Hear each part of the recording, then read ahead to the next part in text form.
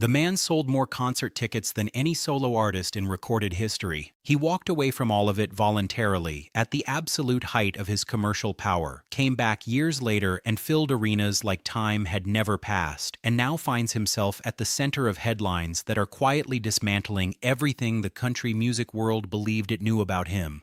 This is the Garth Brooks story told without shortcuts, from the Oklahoma dust that shaped him to the stadium lights that made him legendary, and straight into the questions that are still being written across every screen tonight. Tulsa, Oklahoma doesn't produce legends by accident, and the house that raised Troy Garth Brooks, born in 1962, was constructed on two things that would define everything that followed. His mother, Colleen, had already signed with Capitol Records and cut her own music before Garth could hold a guitar, which meant ambition wasn't an abstract concept in that household. It was the air itself, breathed in daily alongside dinner and homework, and the particular pressure that comes from watching a parent pour everything into a dream. His father, Troy, contributed something equally formative, a work ethic so relentless it left no room for the comfortable doubt that stops most people before they even begin. And yet, for all of that inherited drive, the young Garth Brooks didn't immediately run toward music. He ran toward sports, quite literally, competing in track and field with the same intensity he'd eventually pour into performances that left audiences stunned. The question of what he was going to do with his life stayed genuinely open for years, and what finally closed it was simpler than any strategy or career plan. It was the feeling of a crowd, even a small one in a dive bar that smelled like stale beer and sawdust, and the understanding that no finish line he'd ever crossed gave him anything close to what standing in front of people and singing delivered. Nashville in the 1980s was a city that survived on the confidence of people who had no particular reason to be confident, a place where the distance between arriving with a dream and leaving with nothing was shorter than most admitted.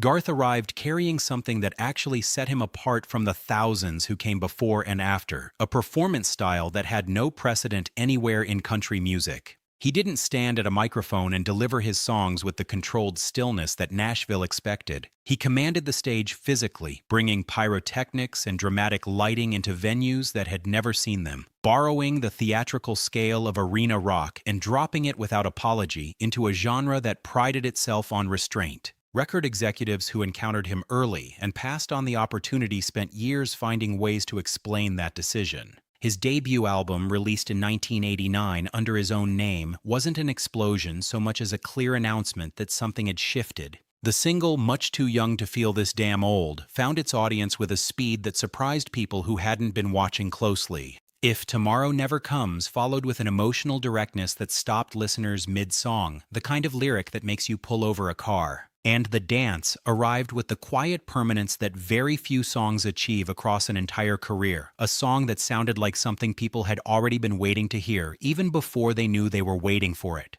By the early 1990s, the assumption that country music couldn't fill a major stadium was no longer something anyone could argue with a straight face, and Garth Brooks was the reason. Fans who had never considered themselves country listeners found themselves buying tickets because what he offered transcended genre entirely. His influences stretched from George Strait's traditional sound to James Taylor's emotional intelligence, and what he constructed from those two very different sources resisted any single categorization, which is precisely why it connected so broadly across audiences that had nothing else in common. When 1991 brought Ropin' the Wind to shelves, it debuted simultaneously at #1 on the Billboard Country Chart and the all-genre Billboard 200, the first time in the full history of recorded music that had ever happened. The industry absorbed that information and understood the rules had genuinely changed, and the man who changed them was probably on stage somewhere at that very moment, swinging from a harness above 50,000 people. What followed across the next decade was an empire built on more than chart performance.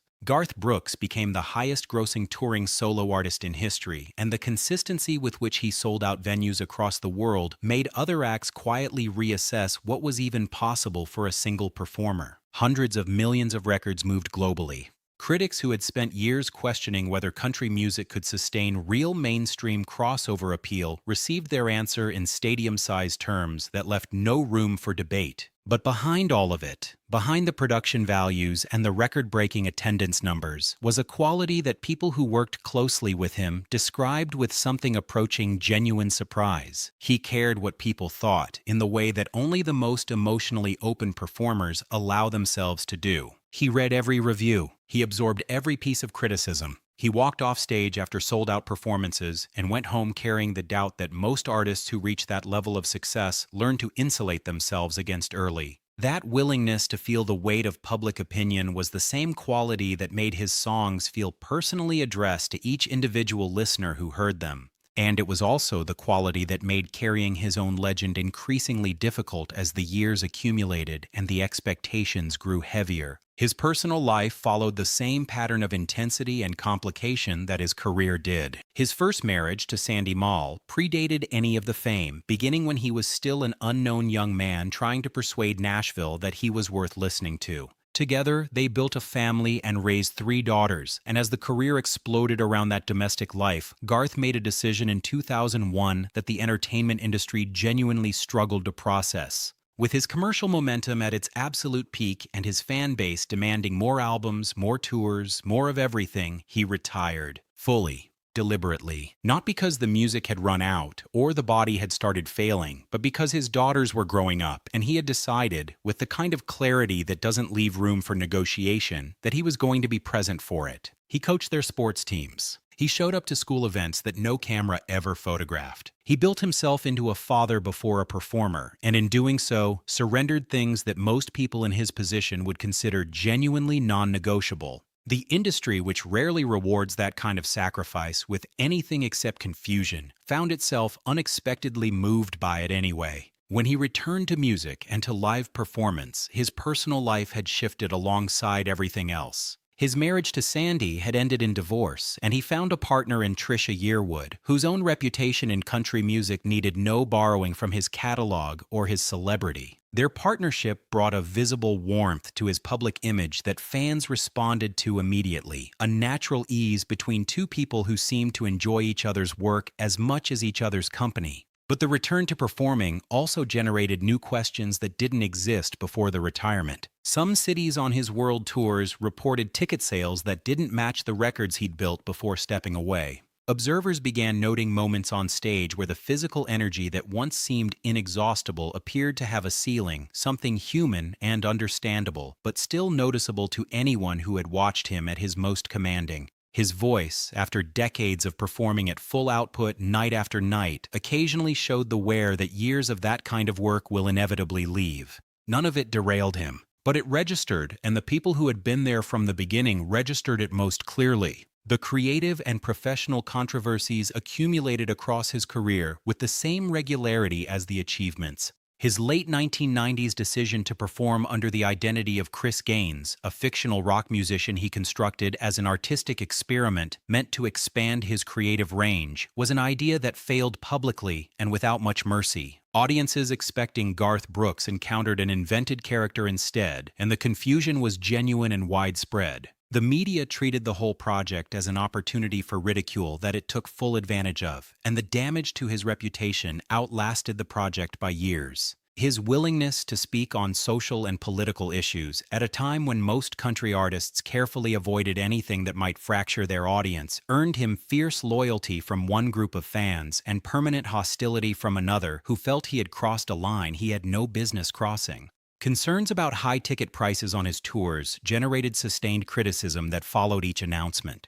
His disputes with digital streaming platforms drew skepticism from younger listeners who might otherwise have connected with his music through the channels they used for everything else. Each decision produced its own controversy, and the accumulated pressure of those controversies reshaped a public image that had once seemed built from material that couldn't be scratched. Through all of it, the constant was family. Trisha Yearwood stood beside him when the headlines grew loudest, offering statements that pointed toward the man she knew personally rather than the figure the news cycle was assembling from selected facts and speculation.